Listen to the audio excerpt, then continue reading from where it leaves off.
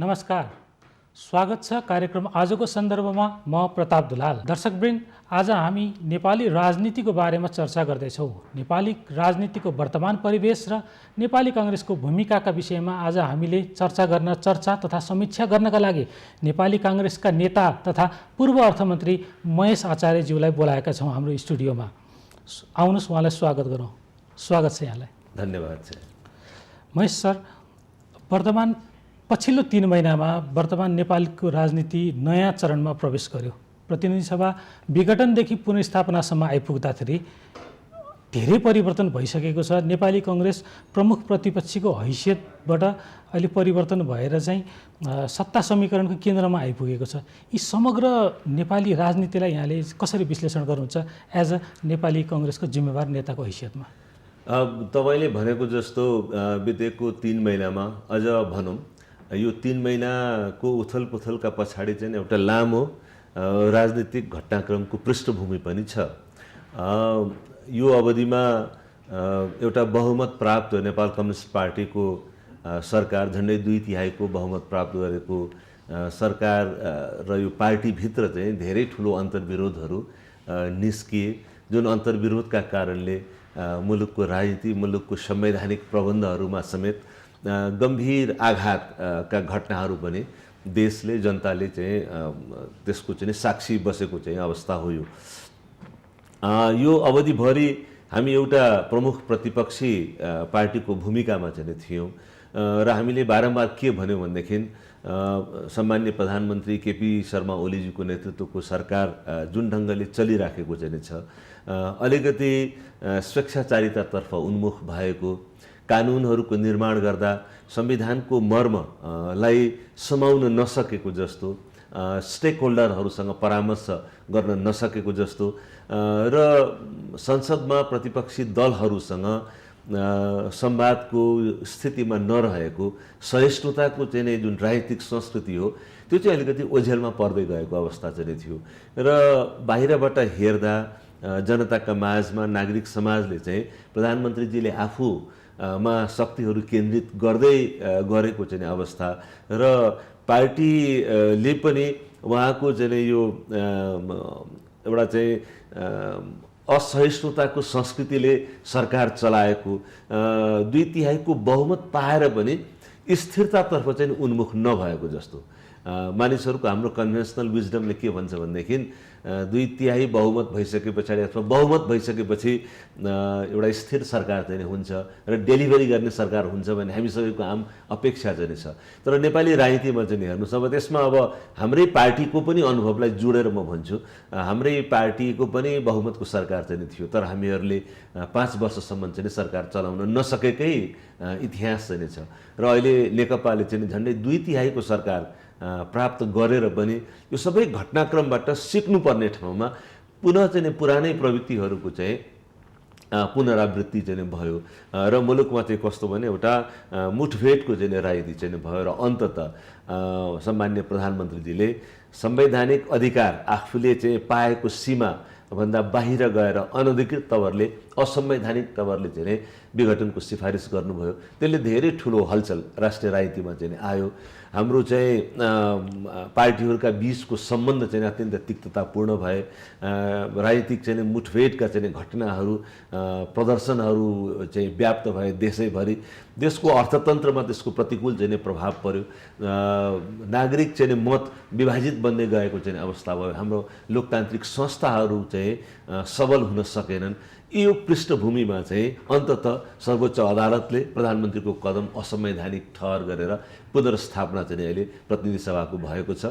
हामी अहिले पनि प्रतिपक्षमै छौँ प्रतापजी। अहिले पनि काङ्ग्रेसको भूमिका चाहिँ परिवर्तन चाहिँ भएको चाहिँ छैन। यस मानेमा कि अहिले पनि नेकपाको स्थिति, संसदमा नेकपाको स्थिति चाहिँ बहुमत प्राप्त संसदीय दलकै स्थिति चाहिँ छ। उहाँहरू यद्यपि व्यवहारमा बाहिर प्रदर्शनहरू गरेर हामी 2 पार्टीमा विभाजित भयौँ भन्ने उहाँहरूको भनाइ आए पनि संसदीय अभिलेखमा अझै पनि 2टा पार्टीको अस्तित्व चाहिँ अहिले प्रकट भएर चाहिँ देखिएको चाहिँ छैन। त्यसले गर्दा काङ्ग्रेस अहिले पनि प्रतिपक्षमै पनि छ। तर हाम्रो चिन्ता चाहिँ के हो भनेदेखि यतिखेर हाम्रो प्रणाली संसदीय प्रणालीमा व्याप्त हुन थालेको गतिरोध चाहिँ कसरी सहज बनाउन सकिन्छ त्यो चाहिँ हाम्रो निम्ति चिन्ताको कुरा हो। फेरि संविधानमाथि थप प्रहार हुने राजनीतिक घटनाक्रमको विकास नहोस् भन्ने हाम्रो चिन्ता चाहिँ छ र संसदले चाहिँ सरकार बनाउने जुन एउटा उसको प्राथमिक कर्तव्य हो, यो संसदीय प्रणालीमा संसदले चाहिँ प्रतिनिधि सभाले सरकार बनाइदिनु पर्ने हुन्छ। तीनटा प्रमुख कर्तव्य हुन्छन् हैन संसदीय प्रणालीमा। एउटा सरकार बनाइदिनु पर्यो संसदले, एउटा सरकारले चाहेको कानुनहरूको निर्माण गरिदिनु पर्यो जनताका अधिकारहरूको संरक्षण गर्ने प्रयोजनको निम्ति, र तेस्रो सरकारका निम्ति साधन स्रोत बजेटको माध्यमबाट चाहिँ एप्रुभ गरिदिएर जनताका आशा अपेक्षाहरू पुरा गर्ने विकासको ढोका चाहिँ खोलिदिनु पर्यो। त्यसैले यो प्राथमिक कर्तव्यमा संसद नचुकोस् र फेरि संसद दुर्घटनातर्फ नजाओस् भन्ने हिसाबले हामी होसियारीपूर्वक संसदको घटनाक्रमलाई चाहिँ हेरिराखेको चाहिँ छौँ र नेपाली काङ्ग्रेस पार्टीको तर्फबाट फेरि कुनै संसदमा गतिरोध र संविधानमा अतिक्रमण हुने परिस्थितिको निर्माण नहोस् भन्ने चिन्ता र सतर्कता चाहिँ अहिले हामीहरू प्रकट गरिराखेका छौँ। यहाँले यी विषयहरू भनिराख्दाखेरि होइन संविधान अब प्रतिनिधि सभा विघटनको कदमलाई यहाँले अलि अस्वीकार गरेको भावमा भनिरहे पनि नेपाली कङ्ग्रेसले वास्तविक रूपमा विरोधै गरेको थियो कि थिएन भन्ने पनि अहिले आम जनमानसमा चाहिँ कन्फ्युजन छ एउटा। किन थिएन भनेदेखि यहाँहरूको सभापति शेरबहादुर देउबाजीले जुन किसिमको चाहिँ संवैधानिक निकायमा चाहिँ भागभण्डाकोमा पनि केही लिनुभयो भने चर्चा छ। अब यो विषयमा सायद बहसको विषय पनि रहला, तर त्यसमा गर्नुभयो र त्यसपछि काङ्ग्रेसको तर्फबाट कानुनी रूपमा कुनै उपचार गरिएको अवस्था त थिएन। यसलाई यसरी हेर्नुपर्छ होला प्रतापजी, हामीले पार्टीगत रूपमा पार्टीको आधिकारिक चाहिँ निर्णयले यो घटनाक्रमलाई कसरी हेर्यो, प्रतिनिधि सभाको विघटनलाई कसरी हेर्यो भन्ने हिसाबले चाहिँ हामीले हेर्नुपर्छ। किनभने इतिहासमा अभिलिखित हुने कुरा चाहिँ पार्टीको आधिकारिक निर्णय हो र हाम्रो पार्टीको आधिकारिक निर्णयले के भने सम्माननीय प्रधानमन्त्रीजीले जुन विघटनको सिफारिस गर्नुभएको चाहिँ छ, संविधानले यो अधिकार सम्माननीय प्रधानमन्त्रीलाई दिँदैन र प्रधानमन्त्रीजीले विघटन गर्ने कुरा चाहिँ यो असंवैधानिक हो र यत्रो ठुलो 2/3 बहुमत प्राप्त गरेको चाहिँ पार्टीले 3 वर्षसम्म पनि यसलाई थेग्न नसकेर पार्टीभित्रको आपसी चाहिँ कलहरे अलिकति असहिष्णुताको संस्कृति व्याप्त भइसके पछाडि संवाद गर्ने चाहिँ शैली कमजोर हुँदै गइसके पछाडि र प्रधानमन्त्री एक्लै बलियो हुने र अरू लोकतान्त्रिक संस्थाहरू संसद होस्, न्यायपालिका होस्, प्रशासन संयन्त्र होस्, प्रेसको चाहिँ तपाईँलाई निर्वाध अभिव्यक्तिको लेखनको चाहिँ स्वतन्त्रता होस्, त्यो चाहिँ नागरिक समाजको चाहिँ आन्दोलन र त्यसलाई हेर्ने एउटा सहिष्णु राज्यको चाहिँ दृष्टिकोण जुन हो, यी सबै कुरा कमजोर बनाएर भए पनि प्रधानमन्त्री एक्लै बलियो हुने बाटोमा जानुभएको परिस्थितिलाई आकलन गरेर हामीले प्रधानमन्त्रीको कदम असंवैधानिक हो भनेर भन्यौँ र यो असंवैधानिक कदमका विरुद्ध अब के गर्ने त, याचना गर्न कहाँ जाने भनेर भन्दा हामीहरूले जनताका माझमा चाहिँ जानुपर्दछ र कानुनी उपचार खोज्नु भएन। यसको अब कानुनी उपचार चाहिँ त अब उहाँकै पार्टीले चाहिँ उहाँकै पार्टीको एउटा पक्षले गरेर 13-13वटा रिट निवेदन हाल्यो होइन, त्यहाँ उहाँको पार्टीले मात्रै हालेन, उहाँको पार्टी का प्रतिनिधि पात्रहरूले हाल्नुभयो, त्यो ठिकै कुरा हो। तर थुप्रै चाहिँ तपाईँलाई कानुन व्यवसायीहरूले चाहिँ सार्वजनिक सरोकारको चाहिँ विषय हो भनेर चाहिँ मुद्दा परिसके पछाडि अब हामीहरूले हेर्ने चाहिँ के हो भनेदेखि हेर्नुहोस्, धेरै अत्तालिनु हुँदैन। अरू पार्टीले जस्तो कांग्रेस त संविधानको रक्षक हो, संसदीय व्यवस्थाको रक्षक हो, यत्रो वर्ष 70 वर्ष अगाडिदेखि आन्दोलन गर्दै आएको यही व्यवस्थाको लागि हो नि त। तर यो व्यवस्था कुल्चिएको भनिराख्नु हुँदा पनि तर कानुन रूपमा उपचार खोजिएको देखिएन। अझ कतिसम्म भनौँ यहाँलाई भने पछिल्लो समय विदुर नगरपालिकामा भएको कार्यक्रममा यहाँहरूको सभापतिले चाहिँ नेकपाको एउटा पक्ष चुनावको तयारी गरिसक्यो, चुनाव भइदियो भने के गर्ने, हामी पनि चुनावको तयारी गर्नुपर्थ्यो, हाम्रा दलका नेताहरू मान्दैनन् भन्ने अभिव्यक्ति पनि दिनुभएको थियो। त्यो हेर्दाखेरि चाहिँ कङ्ग्रेस कतै प्रतिनिधि सभा विघटनमा कतै सन्तुष्ट भएको हो कि जस्तो देखिनु अस्वाभाविक होइन नि। होइन, हेर्नु यस्तो हुन्छ, यसलाई अलिक छुट्याएर हेरौँ के प्रधानमन्त्रीजीको कदम असंवैधानिक थियो र यसले संसदीय र संवैधानिक प्रबन्धलाई भत्काउने ढङ्गले चाहिँ प्रधानमन्त्रीजीको कदम अगाडि प्रस्तावित चाहिँ भयो र त्यसलाई चाहिँ हामीले असंवैधानिक चाहिँ भन्यौँ। मैले अघि चाहिँ हतारिनु हुँदैन के सन्दर्भमा म भन्दै थिएँ भनेदेखि हाम्रो संविधानले नै राज्यको त्यस्तो चरित्र हुन्छ प्रतापजी, होइन कि जनताका मौलिक अधिकारहरूलाई पनि अलिकति चाहिँ थिचोमिचो गर्ने, कानुनी र संवैधानिक सीमा भत्काएर राज्यले बल प्रयोग गर्ने जुन यसको प्रकृति चाहिँ छ, यसले चाहिँ संविधान र कानुनसँग जोडिएका केही समस्याहरू चाहिँ ल्याइरहेको छ भन्ने हामीलाई चाहिँ लाग्छ। त्यसैले चाहिँ प्रधानमन्त्रीजीको कदमले त्यो समस्या चाहिँ ल्यायो। तर हाम्रो संविधानले नै सर्वोच्च अदालतलाई एउटा असाधारण अधिकार क्षेत्र दिएको छ, जहाँ व्यक्तिको मौलिक अधिकारहरूमाथि अतिक्रमण हुँदा राज्यका तर्फबाट, राज्यका विभिन्न निकायहरूबाट अथवा कुनै गम्भीर संवैधानिक र कानुनी हकको प्रचलन गराउनु पर्ने चाहिँ विषय रह्यो भनेदेखि त्यसको उपचार खोज्न ठाउँ चाहिँ सर्वोच्च अदालत चाहिँ हो। संविधानसँग जोडिएका विषयहरूको चाहिँ अन्तिम व्याख्या सर्वोच्च अदालतले गर्छ भनिसके पछाडि र योसँग सम्बन्धित चाहिँ थुप्रै मुद्दाहरू परिसके पछाडि अब हाम्रो पार्टीले पनि त्यही मुद्दाको चाहिँ धेरै ठुलो सङ्ख्याको बोझले मात्रै संवैधानिक उपचार चाहिँ चाँडो पाइन्छ भन्ने त हुँदैन। हामीहरूले चाहिँ के गर्यौँ भनेदेखि आफ्नो त्यसमा सहभागिता देखाउन सकिन्थ्यो होला। हामीले त जनस्तरमा हामी जनताका माझमा गयौँ। सम्माननीय चाहिँ अदालतको निर्णय गर्ने जुन स्वतन्त्र भूमिका छ त्यसलाई प्रभाव नपार्ने गरी हामी जनताको अदालतमा चाहिँ देशमा समस्या चाहिँ बढ्न थाल्यो, संविधानमाथि अतिक्रमण हुन थाल्यो। नेकपा पार्टी जसलाई तपाईँहरूले 2/3 बहुमत चाहिँ दिनुभयो, यसले चाहिँ त्यो बहुमतको वेगलाई चाहिँ यसले थेग्न सकेन र बहुमतलाई चाहिँ उसले संविधानका प्रबन्धहरूलाई भत्काउने प्रयत्न गर्न थाल्यो। अब पनि संविधानमा थप अतिक्रमण हुन्छ कि भन्ने हामीलाई चिन्ता छ भनेर जनतालाई जागरुक बनाउने अभियानमा हामीले आफूलाई केन्द्रित चाहिँ गर्यौँ र संवैधानिक उपचारको जुन बाटो छ त्यहाँ थुप्रै कानुन व्यवसायीहरू, विभिन्न पार्टीका प्रतिनिधिहरू चाहिँ जानु नै भएको चाहिँ थियो। 13-13वटा मुद्दा चाहिँ सर्वोच्च अदालतमा पुगिसके पछाडि कानुनी उपचार चाहिँ संवैधानिक उपचार को चाहिँ बाटो चाहिँ ढोका प्रशस्तै चाहिँ खोलिएको चाहिँ थियो। अब हाम्रो पार्टीको सभापतिले, हाम्रो पार्टीको कुनै नेताले कुन सन्दर्भमा कहीँ अब विभिन्न परिवेशमा विभिन्न सन्दर्भमा टिप्पणीहरू चाहिँ हुन्छन् हेर्नु, तर त्यसलाई चाहिँ एउटा आधिकारिक चाहिँ भनाइ मान्नुको चाहिँ साटो मलाई लाग्छ पार्टीको आधिकारिक निर्णयले प्रधानमन्त्रीको कदमलाई असंवैधानिक भन्यो।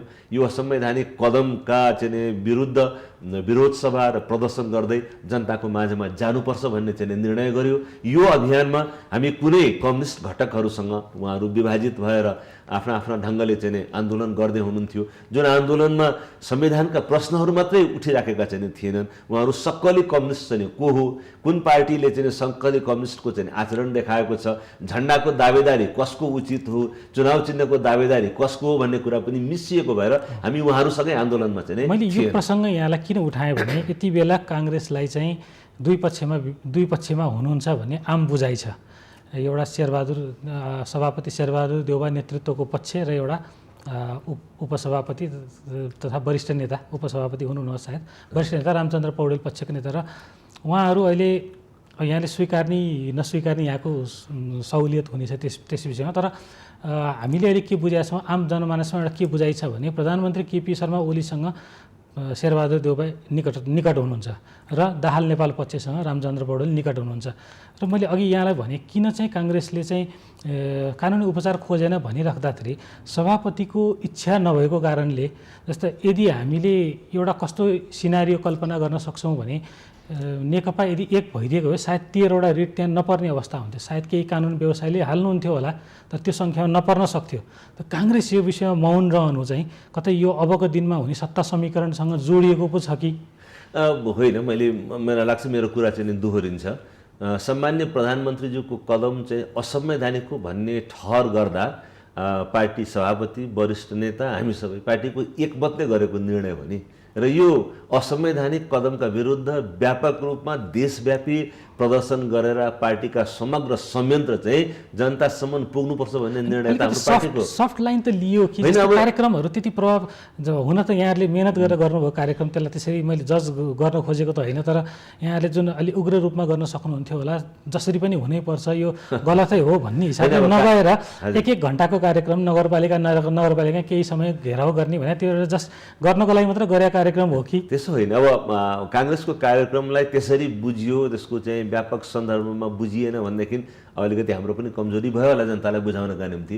तर यथार्थ चाहिँ के हो भनेदेखि हामीहरूले पार्टीको समग्र संयन्त्र तल्लो पार्टीको निकायदेखि माथिल्लो निकायमा बसेर काम गरेका सारा साथीहरूलाई परिचालन गरेर व्यापक चाहिँ मलाई लाग्छ लाखौँ जनतासम्म चाहिँ हामीहरू पुग्यौँ यो अवधिमा र सम्माननीय प्रधानमन्त्रीज्यूको र यसमा म भनौँ प्रतापजी यो विषय सम्माननीय प्रधानमन्त्रीजीले पुस 5 गते यो चाहिँ विघटन गरेर चाहिँ सिर्जना भएको विषय मात्रै चाहिँ थिएन काङ्ग्रेसको दृष्टिमा। यो 3 वर्षको अवधिमा स्वेच्छाचारितातर्फको चाहिँ यात्रा, त्यसमा चाहिँ अब कम्युनिस्टको एउटा घटक चाहिँ एकदम दुधले धोएको जस्तो सबै किसिमका दोषबाट मुक्त र चाहिँ सबै दोषको भारी चाहिँ अर्को एउटा पक्षले मात्रै बोक्ने पनि हामी देख्दैनौँ। सम्माननीय प्रधानमन्त्रीजीले हिजो संविधानको स्पिरिट बाहिर गएर चाहिँ मानवाधिकारसँग सम्बन्धित कानुन बनाउँदा, प्रेसको स्वतन्त्रतालाई, अभिव्यक्तिको स्वतन्त्रतालाई नियन्त्रण गर्नका निम्ति कानुन बनाउने चेष्टा गर्दा सिङ्गो नेकपा पार्टी त एक ठाउँमा उभिएको हामीले देखेको चाहिँ थियौँ।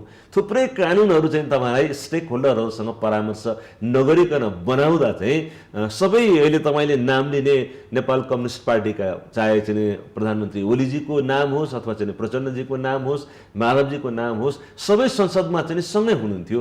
प्रतिपक्षी दलसँग अत्यन्तै असहिष्णु व्यवहार गर्दा, प्रतिपक्षले बहिष्कार गर्दैछ, प्रतिपक्षले असहमति प्रकट गर्दैछ, जबरजस्ती नीति, कानुन, बजेट पास गर्ने चाहिँ अभ्यासमा त उहाँहरू सँगै हुनुहुन्थ्यो। प्रशासन संयन्त्रलाई चाहिँ पार्टीकरण गर्दा, समग्र चाहिँ नेपाल कम्युनिस्ट पार्टीको सत्ता आएको जस्तो व्यवहार गर्दा उहाँहरू सबै त एकै ठाउँमा हुनुहुन्थ्यो। त्यसैले हामीले चाहिँ के भन्यो भनेदेखि जनतासँग सम्बोधित भएर हामीले भन्यौँ कि सम्माननीय प्रधानमन्त्रीज्यूको यो जुन घटनाक्रममा उहाँ जसरी चाहिँ अहिले आउनु भएको चाहिँ छ, उभिनु भएको छ, विघटन गर्नु भएको चाहिँ छ र अत्यन्त आक्रामक चाहिँ उहाँको संविधानमाथिको प्रहार चाहिँ भएको चाहिँ छ, यसको दोषी, यसको चाहिँ जिम्मा सम्माननीय प्रधानमन्त्रीले लिनै पर्दछ। यसको चाहिँ सजाय पनि प्रधानमन्त्रीजीले भोग्नुपर्ने चाहिँ हुन्छ। यो कानुनी र चाहिँ संवैधानिक एक किसिमको त्रुटि अथवा अपराध चाहिँ हो, तर यसमा बराबरको हिस्सेदारी हामीले सिङ्गो नेकपा पार्टीलाई चाहिँ देखेको छौँ, जसले सम्माननीय प्रधानमन्त्रीको स्वेच्छाचारितातर्फको यो बाटोलाई थपडी बजाएर चाहिँ बेला बेलामा समर्थन गरिराखेको हामीले देख्यौँ। त्यतिखेर मात्रै जुन बेला प्रधानमन्त्रीजीको असहिष्णुता, संवाद नगर्ने उहाँको शैली जब उहाँको आफ्नै पार्टीतर्फ चाहिँ फर्कियो अनि उहाँहरूका बिचमा चाहिँ विग्रह चाहिँ भयो। त्यसैले हामीले यो अवधिमा चाहिँ हाम्रो आक्रामकता चाहिँ के छ भनेदेखि सडकमा चाहिँ अब ढुङ्गामुढा गरेर, नेपाल बन्द गरेर भन्नुपर्ने कुरा भन्दा पनि हामीले राष्ट्रिय राजनीतिमा चाहिँ यो अन्ततः जनता चाहिँ निर्णायक शक्ति हो, जनता मालिक हो।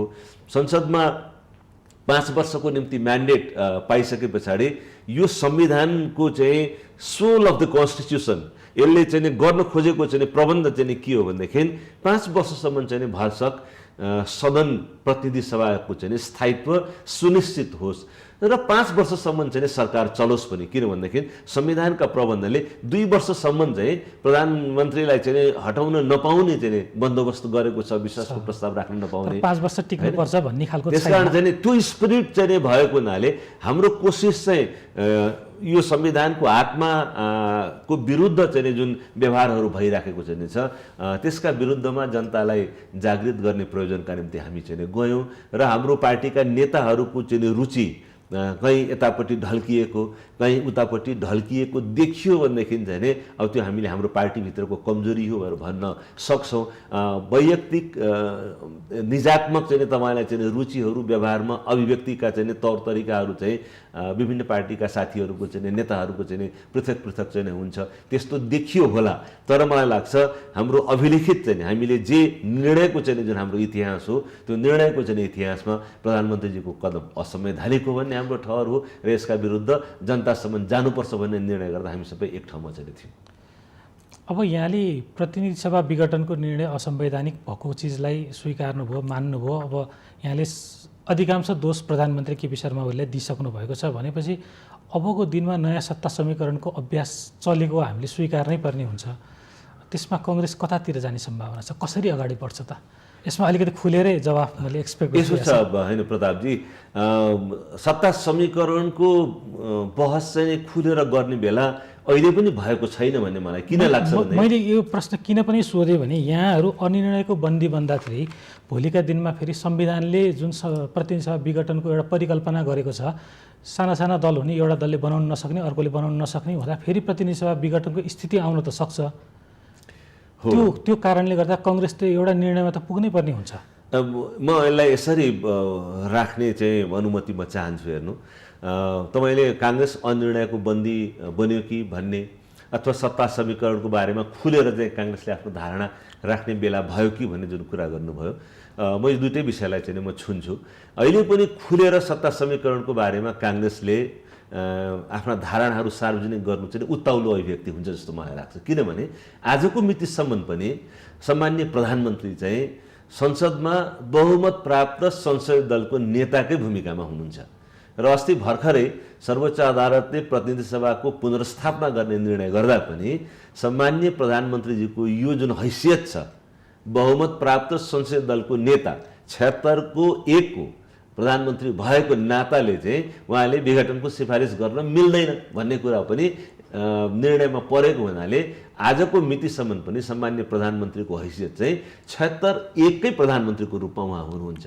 जबसम्म नेकपाको संसदमा 76 को चाहिँ जुन हैसियत चाहिँ छ यो जबसम्म बदलिँदैन तबसम्म चाहिँ नयाँ सरकार बन्न सक्ने सम्भावना नै हुँदैन। त्यसैले चाहिँ अहिले काङ्ग्रेसले अरू पार्टीले जस्तो उत्ताउलो बन्न चाहिँ मिल्दैन। अब हामीले चाहिँ सत्ताको निम्ति अब हाम्रो चाहिँ पालो आयो भनेर चाहिँ उफ्रिएर चाहिँ सत्ताको बारेमा चाहिँ बहस चाहिँ नेपाली काङ्ग्रेस पार्टीले गर्ने बेला भएको चाहिँ छैन। यसै पनि प्राथमिकताको दृष्टिकोणले काङ्ग्रेस जनहरूलाई तपाईँले सोध्नुभयो भनेदेखि हामी चाहिँ हाम्रो महाधिवेशन चाहिँ संविधानले तोकेको चाहिँ अन्तिम समय सीमाको चाहिँ नजिक हामी आइसकेको चाहिँ छौँ। हाम्रो निम्ति चाहिँ प्राथमिकता चाहिँ यतिखेर महाधिवेशन चाहिँ समयमै सम्पन्न गरेर संविधानले तोकिएको म्यादभित्र महाधिवेशन सम्पन्न गर्ने कुरा चाहिँ प्राथमिकतामा पर्दैछ। तर हाम्रो अर्को प्राथमिकता के पनि हो भने तपाईँले भनेको जस्तो कि संसदले गर्नुपर्ने आफ्नो प्राथमिक कर्तव्य सरकार दिने काम चाहिँ संसदीय प्रणालीमा संसदले गर्न सकेन भनेदेखि हामीले बुझेको 76/7 चाहिँ के हो भनेदेखि यो 76/7 मा विघटनको जुन विषय प्रधानमन्त्रीको अधिकार होइन भन्ने कुरा हामीले हिजो पनि बुझेको चाहिँ थियौँ। सर्वोच्च अदालतको अस्तिको निर्णयले त्यसलाई पुनर्पुष्टि पनि गर्यो र संसदले निर्वाह गर्नुपर्ने प्राथमिक कर्तव्य सरकार दिने काममा अगर संसद चुक्यो भनेदेखि चाहिँ अनि संसद चाहिँ विघटनतर्फ जान्छ। किनभने यसले आफ्नो एउटा महत्त्वपूर्ण जिम्मेवारी पुरा गर्न नसक्दा विघटनमा जानुपर्छ भन्ने अर्थ लागेर चाहिँ त्यो विघटनतर्फ जाने हो। त्यसैले त्यो अवस्था चाहिँ आउन दिँदैन काङ्ग्रेसले। तर त्यो गर्नलाई चाहिँ जब सरकारै नबन्ने जस्तो अवस्था चाहिँ हुन थाल्यो भनेदेखि काङ्ग्रेसले निश्चित रूपमा बाँकी चाहिँ अवधिको निम्ति सरकार चाहिँ बन्ने गरी मद्दत चाहिँ काङ्ग्रेसले आफ्नो भूमिकाका माध्यमबाट चाहिँ गर्नुपर्ने चाहिँ हुन्छ। तर त्यसो गर्दा तपाईँले अहिले मलाई सोध्नुभयो कि कुन चाहिँ पक्ष कुन घटकलाई चाहिँ समर्थन गर्छ काङ्ग्रेसलाई भनेर सोध्नुभयो भने त्यो विषयमा अहिले काङ्ग्रेस पार्टीले काङ्ग्रेसका नेताहरूले टिप्पणी गर्नु पनि अहिले उपयुक्त चाहिँ छैन। किनभने हामीलाई यो थाहा छैन। म तपाईँलाई यो पनि म भन्न चाहन्छु कि उहाँहरू चाहिँ बाहिर हाम्रो चाहिँ विभाजन भइसक्यो, अब हामी एक ठाउँमा बस्न सक्दैनौँ भनेर भनिराख्नु भएको चाहिँ छ। यो चाहिँ विधिवत प्रचण्डजीले माधव नेपालजीले हामीले चाहिँ सम्माननीय प्रधानमन्त्रीजीलाई साधारण सदस्यता पनि नरहने गरी कारबाही गरिसकेका चाहिँ छौँ उहाँहरू भन्नुभएको चाहिँ छ। र संसदको चाहिँ नियमावलीमा प्रतिनिधि सभा नियमावलीको 215 नियमको चाहिँ एउटा व्यवस्था के छ भनेदेखि संसदीय दलको नेताले आफ्ना दलका सदस्यहरूको समग्र विवरण चाहिँ संसदको सचिवालयमा अभिलेखित गराउनुपर्छ भन्ने चाहिँ छ। त्यो उहाँले गराएको चाहिँ अहिले सूचना तपाईँले पाउनु भएको छ, नेपाली जनताले चाहिँ पाएको अवस्था चाहिँ छ। उहाँहरूले दाबी गरेको अवस्था छ कि संसदीय दलको नेता परिवर्तन चाहिँ भएको छ। संसदीय दलको नेता यो हो, मेरो संसदीय दलमा यतिजना सदस्यहरू चाहिँ छन्, मेरो संसदीय दलमा पदाधिकारीहरू पनि परिवर्तन भएका चाहिँ छन्, यी पदाधिकारी हुन्, मेरा पदाधिकारीहरूलाई परिवर्तन गरे भनेर चाहिँ ओलीजीको चाहिँ पक्षले दिएको सूचनामा प्रतिवाद गरेर संसदमा यी विषय अभिलिखित भएको अवस्था चाहिँ छैन। उहाँहरू अहिले पनि चाहिँ यो विवाद चाहिँ कहाँ छ र यसको समाधान निर्वाचन आयोगले चाँडोभन्दा चाँडो गरिदिनु पर्यो भनेर भन्दै हुनुहुन्छ। म चाहिँ बाहिरबाट, यद्यपि म संसदमा चाहिँ छैन, एउटा पार्टीको चाहिँ राजनीतिक कर्मीको नाताले मैले चाहिँ के देखिरहेको छु भने अबको 6 दिनमा संसद चाहिँ बस्नेवाला छ, संसदको बैठक बस्नेवाला चाहिँ छ। सम्भवतः निर्वाचन आयोगले निर्णय पनि गर्ला। निर्णय गरिदियो भनेदेखि त राम्रो, निर्णय गरेन भनेदेखि संसदमा सभामुखलाई सूचना दिने, संसदमा चाहिँ उभिएर चाहिँ कतिजना उहाँहरू सदस्यहरू हुनुहुन्छ, सम्माननीय प्रधानमन्त्रीजीले हामीलाई प्रतिनिधित्व गर्नुहुन्न, उहाँ चाहिँ बहुमत प्राप्त संसदीय दलको नेता चाहिँ होइन, उहाँको त्यो हैसियत चाहिँ बदलिएको छ भनेर चाहिँ उहाँले भन्ने अवस्था नभइकन र यो घटनाक्रमलाई संसदले अभिलेखित नगरिकन उहाँहरूले दाबी गरेको संसदीय दललाई प्रतिनिधि सभाको नियमावली 213 मा चाहिँ संसद सचिवालयले सभामुखले चाहिँ परामर्श गरेर उहाँहरूलाई छुट्टै संसदीय दलको चाहिँ कार्यालय चाहिँ बन्दोबस्त गरिदिने, अरू चाहिँ आवश्यक चाहिँ सहयोग संसदले जुटाइदिने, यी सबै कुराहरू केही पनि भएको चाहिँ देख्दिनँ। त्यसैले चाहिँ संसदमा जबसम्म यो दुईटा पार्टीको चाहिँ भूमिका प्रकट भएर आउँदैन र सम्माननीय प्रधानमन्त्रीको बहुमत प्राप्त संसदीय दलको नेताको हैसियत जबसम्म बदलिँदैन, यो पक्षसँग चाहिँ छलफल गरेर सरकार बनाउने कुरामा काङ्ग्रेसले बोल्नु पर्यो भनेर चाहिँ तपाईँहरूले प्रश्न सोध्नु पनि हतारो हुन्छ जस्तो मलाई लाग्छ र हामीले चाहिँ उत्ताउलो भएर चाहिँ सत्ताकै निम्ति चाहिँ काङ्ग्रेस पार्टीले मर्हत्य गरेको भेटघाटका क्रमहरू जुन बाक्लिए, जुन शेरबहादुर देउवाज्यूले जुन नेकपाको दुवै पक्षसँग भेटघाट गरिराख्नु भएको छ, सम्भवतः अस्ति यहाँहरूको पदाधिकारी बैठकमा उहाँले ब्रिफिङ पनि गर्नुभयो विषयमा, उहाँले गरिसक्नु भएपछि त कुरा त अगाडि बढिसक्यो नि। हामीले सार्वजनिक अभिव्यक्ति दिने नदिने भन्ने एउटा पाटो होला, तर कुरा त अगाडि बढिसक्यो। कुरा यहाँसम्म चाहिँ बढेकै चाहिँ हो कि विभिन्न पक्षले सत्ता समीकरणको बारेमा काङ्ग्रेससँग चर्चा गर्न खोजेको कुरा सार्वजनिक भएकै चाहिँ छ र काङ्ग्रेसले आधिकारिक रूपमा भनेको चाहिँ के हो भने जबसम्म संसदीय चाहिँ दलको स्थिति चाहिँ बहुमत प्राप्त संसदीय दलको चाहिँ अवस्थामा अहिले जुन नेकपा चाहिँ छ र त्यसको नेताको रूपमा प्रधानमन्त्रीको जुन भूमिका छ, यो स्थिति संसदमा नबदलिकन सत्ता समीकरणको नयाँ सरकार बन्न सक्ने संविधानले कुनै ठाउँ नै दिँदैन। त्यसैले त्यो विषयमा चाहिँ छलफल अहिले प्रारम्भ गर्नु प्रिम्याच्योर हुन्छ भन्ने काङ्ग्रेसको चाहिँ धारणा हो। भने यो केन्द्रमा मात्र हो कि प्रदेशमा पनि यही हो त? त्यसमा प्रदेशमा अलिकति पृथक चाहिँ होला हैन, प्रदेशमा पनि यो प्रक्रिया अगाडि चाहिँ बढ्नु पर्यो। हामीले चाहिँ घोषणा गरेर हामी चाहिँ फलानुलाई चाहिँ पक्षमा उसको चाहिँ विपक्षमा मतदान गर्छौँ या पक्षमा मतदान गर्छौँ भन्ने अवस्था यस अर्थमा पनि चाहिँ अहिले पनि अप्ठ्यारो प्रादेशिक रूपमा पनि किन छ भनेदेखि केन्द्रको जस्तो समस्या प्रदेशमा पनि त्यस्तै समस्या चाहिँ छ। केन्द्रमा विधिवत पार्टी दुईटा विभाजित भइ नसकेको चाहिँ अवस्थामा अविश्वासको प्रस्ताव कसरी चाहिँ सम्बन्धित चाहिँ प्रदेशहरूमा अगाडि बढ्छ त्यो कुरा प्रश्न नभएको हुनाले र यो त अन्तिम समयमा मतदान गर्ने कुरा हो नि, बाहिर अगाडि नै चाहिँ 7 दिन अगाडिदेखि हामी यसका पक्षमा भोट हाल्छौँ र यसका विपक्षमा भोट हाल्छौँ भन्दै जाने अवस्था पनि होइन। यो प्रस्ताव नै सम्बन्धित सदनमा कसरी अगाडि बढ्छ, त्यो यो चाहिँ अगाडि बढेर मतदानको चरणसम्म कसरी पुग्छ त्यो नहेरिकन एउटा राजनीतिक पार्टीले आफ्ना सबै चाहिँ कार्डहरू, आफ्ना सबै अप्सनहरू चाहिँ सार्वजनिक गर्नु चाहिँ अलि हतारो हुन्छ भन्ने मलाई लाग्छ। तर एउटा कुरा हामीले अब काङ्ग्रेस जनको हैसियतबाट भन्दा पनि उहाँहरूमा के छ अहिले भने नेकपा तत्कालीन नेकपा माओवादी र नेकपा एमाले मिलिसकेपछि प्रधानमन्त्री ओलीज्यूले एउटा अभिव्यक्ति दिनुभएको थियो, अब बुढो रुख ढल्यो, 50 वर्षसम्म काङ्ग्रेसको सत्ता बन्दैन, शेरबहादुर देउवा अन्तिम प्रधानमन्त्री हुनुहुन्थ्यो। तर तपाईँहरूसँग अवसर त छ नि त्यो चिज सबै त्यो चिज भनाइलाई चाहिँ जवाफ दिनको लागि यतिखेर होइन। त्यो भएर मान्छेले अलिकति बढी काङ्ग्रेससँग अलिकति कस्तो खालको निर्णय गर्छ भन्ने त छ नि यतिखेर त। यसलाई प्रतापजी अब हामीले भन्नु न एउटा ओठे जवाफ फर्काएर अथवा प्रतिशोधको चाहिँ राजनीति इबी चाहिँ पुरानो इबी चाहिँ मनमा राखेर त्यो इबी साध्ने ढङ्गले चाहिँ यी घटनाक्रमहरूलाई हेर्नु हुँदैन। म यो घटनाक्रमबाट एउटा पाठ सिक्नु पर्दछ हामी सबैले भन्ने मलाई चाहिँ लाग्छ। भएको के हो त भन्दा 2/3 बहुमत थियो नेकपासँग, प्रधानमन्त्रीसँग, तर प्रधानमन्त्रीजीले यो बहुमतलाई कोमलतापूर्वक, सत्तालाई चाहिँ नम्रतापूर्वक चाहिँ यसलाई उपयोग चाहिँ गर्नु भएन। यो त एउटा निश्चित समयको निम्ति जनताको नासो मलाई चाहिँ प्राप्त भएको हो। 5 वर्षको चाहिँ अवधि मैले सबैलाई समेटेर सबैसँग परामर्श गरेर सबैको चाहिँ तपाईँहरूलाई सहयोग सुनिश्चित गर्ने एउटा सहिष्णुताको संस्कृतिबाट अगाडि बढाउँदा मात्रै मुलुकमा राजनीतिक स्थिरता चाहिँ आउन सक्दछ भन्ने ढङ्गले काम गर्नुभएको भए सायद आज यो दुर्घटना हुने चाहिँ थिएन। हामीलाई के कुराले पाठ सिकाएको छ भने स्थिरता हुनका निम्ति, राजनीतिक स्थिरताका निम्ति बहुमत मात्रै पर्याप्त हुँदैन। यो राजनीतिक स्थिरताको आधारभूत चाहिँ कारणहरू चाहिँ के हुने रहेछन् भने विधिको शासनको पालना, सत्तामा बसेको नेताले, सत्ता पक्षले अथवा प्रतिपक्षले पनि निष्ठापूर्वक गरेन भनेदेखि मुलुकमा समस्याहरू आउने रहेछन्। कानुनको अतिक्रमण हुन्छ, संविधानको अतिक्रमण हुन्छ। अगर हामीले टलरेन्सको, सहिष्णुताको संस्कृति अवलम्बन गरेनौँ, परामर्शको राजनीति गरेनौँ भनेदेखि राजनीतिक दलहरूका माझमा टकराट चाहिँ हुन्छ, द्वन्द्व हुन्छ। राजनीतिक दलहरूका माझमा जति चाहिँ टकराट हुँदै गए, प्रधानमन्त्री चाहिँ जति आफूलाई असुरक्षित महसुस गर्दै जानुहुन्छ, प्रधानमन्त्री एक्लै बलियो बन्ने चाहिँ चेष्टा प्रधानमन्त्रीको हुन्छ। लोकतन्त्रका संस्थाहरू कमजोर भए हुन्, न्यायालय कमजोर भए पनि, संसद कमजोर भए पनि, प्रशासन संयन्त्र कमजोर भए पनि, अरू अङ्गहरू कमजोर भए पनि म चाहिँ बलियो र सुरक्षित हुँ भन्ने बाटोमा जाँदा दुर्घटना चाहिँ हुने हुन्छ। त्यसैले यो एउटा अपसंस्कृतिको विकास हुन्छ।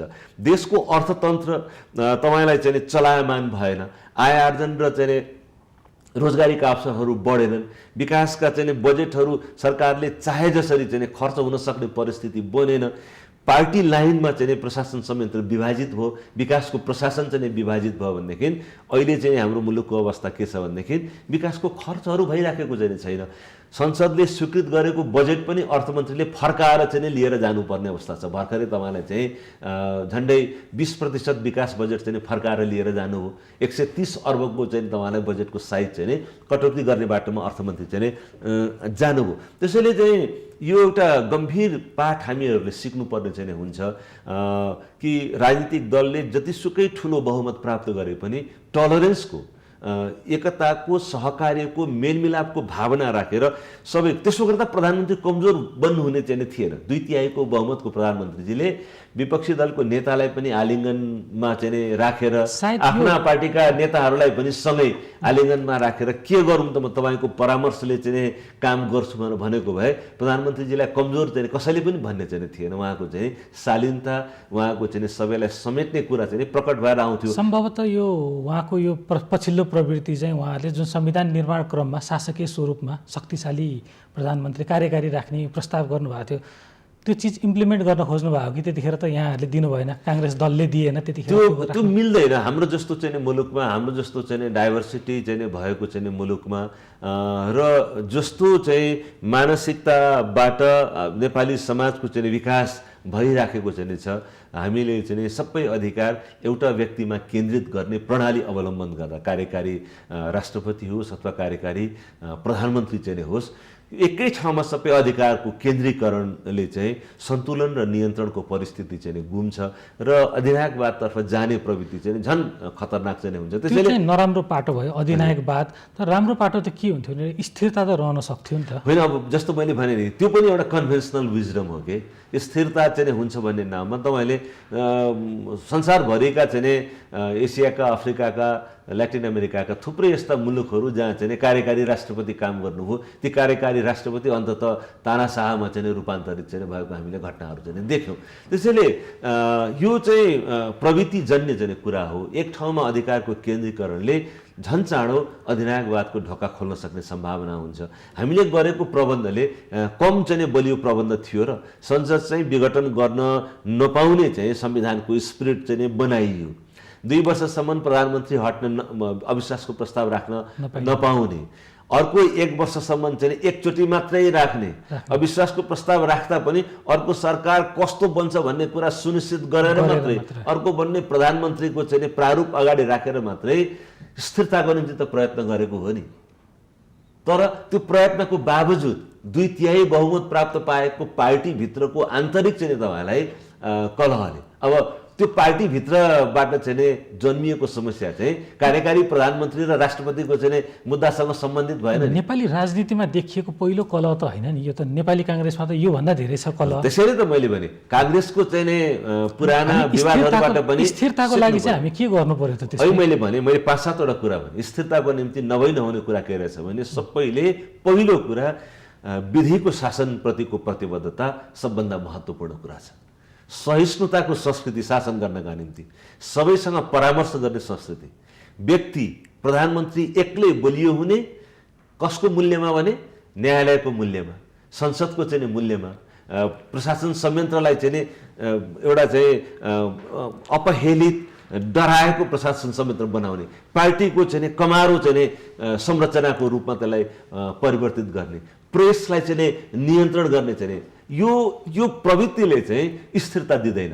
अर्थतन्त्र चाहिँ तपाईँलाई चलायमान चाहिँ छैन। अर्थतन्त्रमा चाहिँ थुप्रै स्टेक होल्डरहरूले काम गरेर आय आर्जन र रोजगारीका अवसरहरू र जनतालाई सन्तोष हुने परिस्थिति नभइकन व्यापक असन्तोषको परिस्थिति सिर्जना हुँदा मुलुकमा स्थिरता हुने रहेछ। सुशासनको चाहिँ मापदण्डमा चाहिँ भ्रष्टाचारका यति कहाली लाग्दा चाहिँ घटनाहरू चाहिँ एक पछाडि अर्को उजागर हुँदै जाँदा जनमतले नै चाहिँ सरकारलाई चाहिँ स्थिरतातर्फ चाहिँ जान नदिने, सरकार आत्तिनुपर्ने चाहिँ परिस्थितिको निर्माण हुने रहेछ। र पार्टीभित्रको चाहिँ आन्तरिक कलहलाई व्यवस्थापन गर्नका निम्ति चाहिने पार्टीभित्रको आन्तरिक लोकतन्त्रको अभ्यासमा पार्टीहरू चुक्ता, स्थिरता चाहिँ जोखिममा चाहिँ पर्छ। संसदको र राज्य सत्ताको चाहिँ स्थिरता पनि जोखिममा पर्ने कुरा हामीले देख्यौँ। र यसमा चाहिँ मैले चाहिँ काङ्ग्रेसलाई चाहिँ सबै सर्वगुण सम्पन्न भनेर चाहिँ हाम्रा अतीतका चाहिँ जुन घटनाहरूबाट सिक्नुपर्ने पाठ हो, म चाहन्न काङ्ग्रेसको चाहिँ अनुभवबाट पनि सिक्नु पर्यो। र यो 2/3 चाहिँ यत्रो ठुलो बहुमतले चाहिँ स्थिरता दिन्छ भनेको त झन् डरलाग्दो अस्थिरता चाहिँ दियो। किनभनेदेखि विधिको शासनको उपेक्षा भयो, सहिष्णुताको संस्कृति भएन, परामर्शको चाहिँ तपाईँलाई संस्कृति भएन। यहाँले यो सहिष्णुता परामर्शको अलिक म नराम्रो शब्द प्रयोग गर्न चाहन्छु कि भागभण्डा नभएको भएर हो त यी सबै हो? होइन, त्यस्तो जस्तै नेपाली कङ्ग्रेसले पनि जस्तै संवैधानिक निकायहरूमा नियुक्तिको विषयमा भागभण्डा खोज्यो भनेर चाहिँ उहाँले बारम्बार सार्वजनिक अभिव्यक्ति दिनुहुन्थ्यो। त्यो हुँदै होइन। मलाई लाग्छ अब कहीँ न कहीँ यो आलोचनाको भागी हाम्रो पार्टी बनिराखेको छ। हाम्रो तर्फबाट कहीँ केही कमजोरीहरू यस विषयमा चाहिँ भयो होला होइन? यी सबैका कारण उहाँमा त्यो एउटा चाहिँ अलिक शक्तिशाली बनाऊ, अलिकति मुलुक नै बनाउँछु भन्ने आएको पो हो कि? यो ठिक हो तपाईँले भनेको। जुन बेला चाहिँ एउटा कोलिसन चाहिँ गभर्मेन्टहरू चाहिँ बनिराखेको चाहिँ थिए, सबैको चाहिँ चित्त बुझाउने ढङ्गले चाहिँ निर्णयहरू गर्ने सिलसिलामा भागभण्डाको कुराहरू चाहिँ बडो आलोचना हुने तहसम्मबाट चाहिँ उठेर आएको चाहिँ कुरा ठिक हो। त्यसलाई पनि स्मृतिमा राख्नुपर्ने। र अहिले मैले भन्दै गरेको चाहिँ जुन म सहिष्णुताको संस्कृति गर्छु त्यो चाहिँ परामर्शको हो कि विधिको शासनमा संसदमै तपाईँलाई चाहिँ हाम्रो जुन संवैधानिक परिषद चाहिँ छ यसको संरचनामा तपाईँलाई यसलाई फङ्सनल हुन दिएको भए संविधानले त के गर्यो भनेदेखि सभामुख, उपसभामुख, राष्ट्रिय सभाको अध्यक्ष, प्रधान न्यायाधीश र विपक्षी दलको नेतासहित प्रधानमन्त्रीले राज्यका सबै अङ्गहरूको प्रतिनिधित्व मेरो मान्छे तेरो मान्छे भन्दा पनि योग्य मान्छेहरूको खोजी गरेर विवादरहित ढङ्गले निर्णय गर भनेर चाहिँ दिएको संवैधानिक प्रबन्धलाई सम्माननीय प्रधानमन्त्रीजीले पछिल्लो चरणमा के छ भनेदेखि अध्यादेशबाट त्यसलाई परिवर्तन गरिदिएर अब सभामुख उपस्थित नभए पनि, विपक्षी दल उपस्थित नभए पनि र अघि मैले आलोचना गर्ने सिलसिलामा भनेको थिएँ कि हाम्रो संविधानको प्रबन्ध के छ भनेदेखि अन्तिम चाहिँ तपाईँलाई यो परिणाम आएर संसदको बैठक बसेको 15 दिनभित्र सभामुख र उपसभामुखको निर्वाचन गर्नुपर्छ भन्ने संवैधानिक प्रबन्ध छ।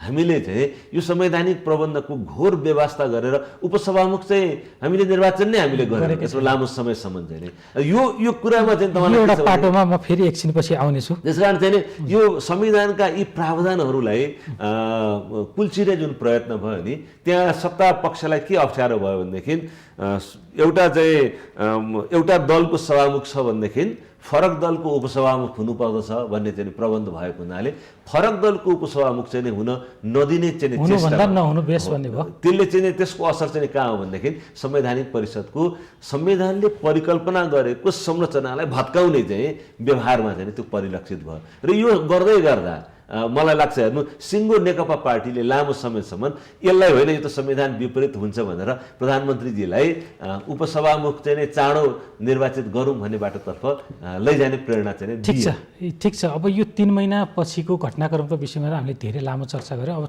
छोटकरीमा हामी केही विषयमा चर्चा गर्नेछौँ। 3 महिना अघिको स्थितिमा जाउँ। जस्तो स्थायी सरकार थियो, बलियो सरकार थियो, उहाँहरूले गरेका आर्थिक प्रगतिहरू बारेमा यहाँ पूर्व अर्थमन्त्रीको हैसियतमा चाहिँ उहाँले छोटकरीमा चाहिँ कसरी समीक्षा गर्नुहुन्छ यसलाई? होइन, धेरै ठुलो जोखिमबाट चाहिँ नै देशको अर्थतन्त्र चाहिँ नै गुज्रिराखेको चाहिँ छ। हाम्रो आर्थिक विकासको गति चाहिँ स्लो डाउन भएको चाहिँ तथ्याङ्कले देखाइराखेको चाहिँ छ।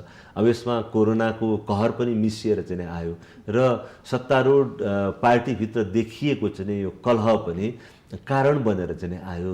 विभाजित भयो प्रशासन संयन्त्र। यो चाहिँ के छ भने कम्युनिस्ट समर्थकहरू मात्रै खोजेर प्रशासन संयन्त्रमा विभिन्न चाहिँ विकासका आयोजनाहरूमा आफ्ना चाहिँ निकटस्थ मान्छेहरू मात्रै खोज्ने चाहिँ होडबाजीमा गुटगत मान्छेहरू खोज्ने पनि परिणामसम्म चाहिँ पुग्यो। त्यसले गर्दा अहिले हामी परिणाम के देख्दैछौँ भन्दाखेरि चाहिँ 6 महिनाको समीक्षा गर्दा अर्थमन्त्रीले विकासको चाहिँ बजेट चाहिँ 15% भन्दा धेरै खर्च हुन नसकेको चाहिँ तथ्याङ्क बाहिर आएको हामीले चाहिँ देख्यौँ। भौतिक प्रगति पनि हेर्दा यो त कोरोना कालको भयो। समग्र 3 वर्षमा चाहिँ उहाँहरूले गर्नुभएको जुन उहाँले ठुलै हामीले आर्थिक क्रान्ति गरेका छौँ, हामीले पूर्वाधार निर्माणमा लगानी गरेका छौँ भन्नुभएको छ, ती चिजलाई चाहिँ समग्रमा छोटकरीमा भन्नुपर्दा मलाई चाहिँ त्यस्तो लाग्दैन। हेर्नुहोस्, थुप्रै अनगोइङ प्रोजेक्टहरू पुराना चाहिँ सरकारहरूका पालामा प्रारम्भ भएका कतिपय आयोजनाहरू चाहिँ थिए। पुराना सरकारहरूका पालामा चाहिँ प्रारम्भ भएका नीतिगत चाहिँ परिवर्तनका कारणले चाहिँ उत्प्रेरणा चाहिँ जुन प्राप्त भयो। जस्तो भनौँ न, जलस्रोत विकासको चाहिँ क्षेत्रमा यो 2 वर्षभित्र चाहिँ प्रारम्भ भएका योजनाहरूले चाहिँ अहिले यो चाहिँ विद्युत उत्पादनमा चाहिँ कन्ट्रिब्युट गरेको अवस्था त होइन नि। त पुरानो सरकारले लगाए। अब यो चाहिँ के छ भने संयोगले चाहिँ थुप्रै योजनाहरू चाहिँ अहिले कम्प्लिसनको फेजमा चाहिँ आए। अझ अगाडि नै चाहिँ टुङ्गो लागिसक्नुपर्ने कतिपय योजनाहरू, जस्तो मेलम्ची खानेपानी योजना चाहिँ छ।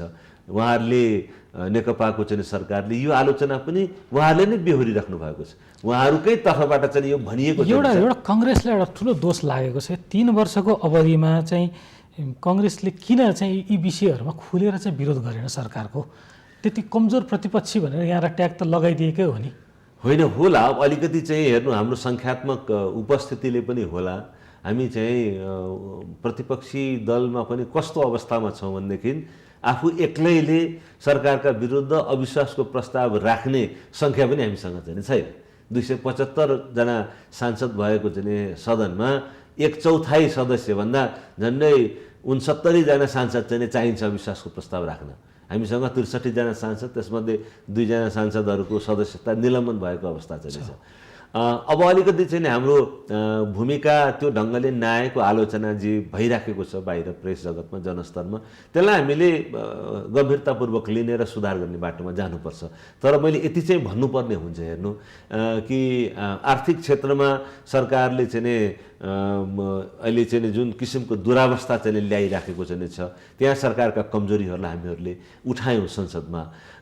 भ्रष्टाचारका ठुल्ठुला घटनाहरू चाहिँ घटे, ती विषयहरूलाई चाहिँ संसदमा चाहिँ उठाएकै हो।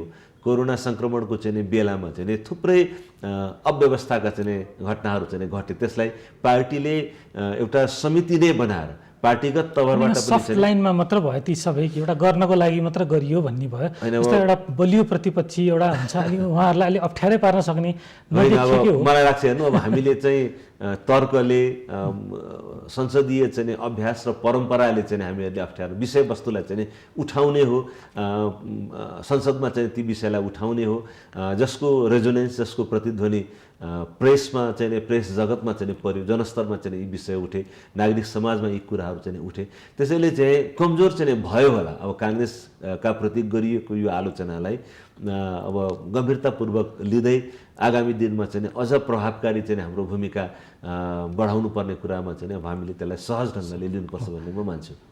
र अब अब अन्तिममा छौँ हामी कार्यक्रमको र एकचोटि अब फेरि हामी काङ्ग्रेस पार्टीभित्र प्रवेश गर्नै पर्ने हुन्छ र काङ्ग्रेसको अब अहिले महाधिवेशन मिति तोकिएको छ एउटा समग्रमा ठ्याक्कै एक्ज्याक्ट डेट नभने पनि टेन्टेटिभ डेट तोकिएको छ संविधानको सहारा लियो यहाँनिर पनि कति कमजोरीहरू भयो होला पार्टीगत रूपमा एउटा साह्रै नराम्रो आरोप छ काङ्ग्रेसलाई काङ्ग्रेसभित्र आन्तरिक लोकतन्त्रै छैन यसलाई यहाँले कसरी व्याख्या गर्नुहुन्छ होइन अब लोकतन्त्र नै छैन भनेर चाहिँ भन्न मिल्दैन भातृ सङ्गठनहरू अहिलेसम्म चाहिँ केही कमजोरीहरू हाम्रो पार्टी सञ्चालनमा केही न केही समस्याहरू चाहिँ छन् त्यो विषय हामीहरूले आफैले पनि उठाइराखेको चाहिँ छौँ कतिपय मुद्दाहरूमा सभापतिजीको ध्यानाकर्षण गराएर चाहिँ थुप्रै केन्द्रीय समितिका सदस्य साथीहरूले संयुक्त रूपमा हाम्रो पार्टी सभापतिजीको ध्यानाकर्षण गर्ने विषयहरू पनि हामीहरूले उठाएको छौँ केन्द्रीय कार्य समितिमा धेरै गम्भीर र तनावपूर्ण छलफलहरू पनि भएका चाहिँ छन् त्यसैले हाम्रो पार्टीभित्र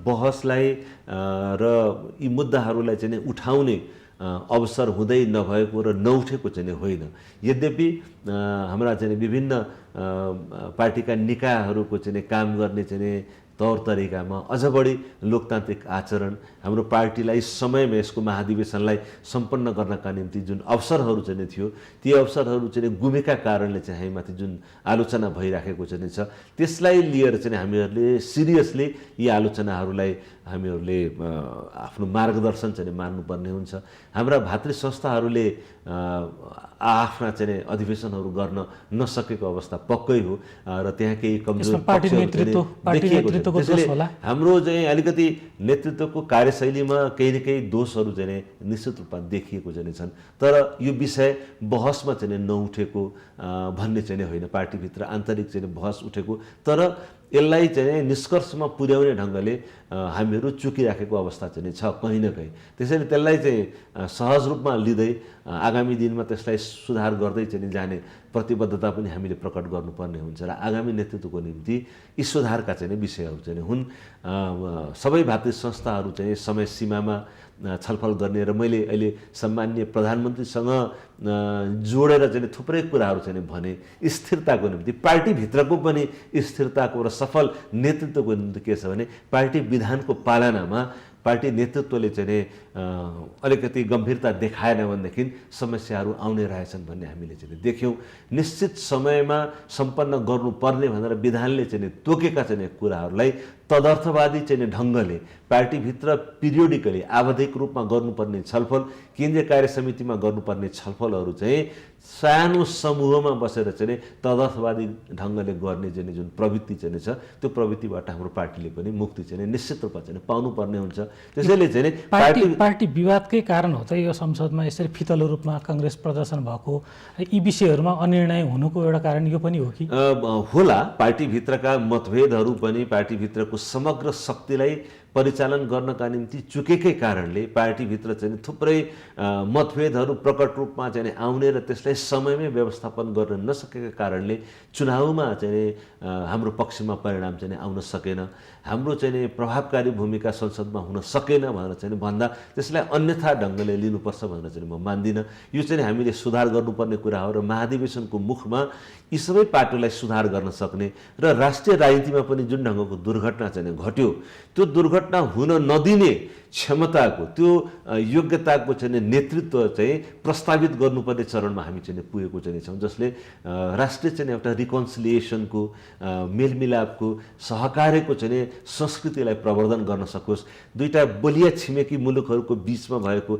विभिन्न किसिमका चाहिँ दबावहरू प्रभावहरू चाहिँ छिमेकहरूबाट पनि पर्न सक्दछन् त्यसलाई चाहिँ पर्दैन भनेर चाहिँ मैले तपाईँको टेलिभिजन च्यानलमा भने भनेदेखि त्यो पनि अस्वाभाविक चाहिँ हुन्छ त्यसलाई पनि थेग्न सक्ने र चाहिँ आफ्नो बाटो आफ्नो भूमिका आफै तय गर्न सक्ने चाहिँ नेतृत्वको चाहिँ खोजी चाहिँ नेपाली काङ्ग्रेसले चाहिँ आफ्नो महाधिवेशनबाट चाहिँ प्रस्तावित गर्न सक्यो भनेदेखि देशको यो आशा अपेक्षा र मागलाई पुरा गर्ने कसैमा पनि हाम्रो महाधिवेशन सफल हुन्छ र यो बाटो चाहिँ हरेक राजनीतिक पार्टीहरूले चाहिँ आफूलाई यी मुद्दाहरूलाई अगाडि राखेर परिमार्जन गर्नुपर्ने हुन्छ हस् यहाँको महत्त्वपूर्ण समय र संवादको लागि धेरै धेरै धन्यवाद धन्यवाद छ प्रतापजी र तपाईँका सबै दर्शकहरूलाई पनि मेरो हार्दिक अभिवादन जय नेपाल दर्शकवृन्द, आज हामीले नेपालको वर्तमान राजनीति, नेपाली काङ्ग्रेसको भूमिका लगायतका विषयमा समीक्षा गऱ्यौँ र हामीसँग यी विषयमा समीक्षा गर्नका लागि नेपाली काङ्ग्रेसका नेता तथा पूर्व अर्थमन्त्री महेश आचार्य हुनुहुन्थ्यो। आजको श्रृङ्खलामा यति नै।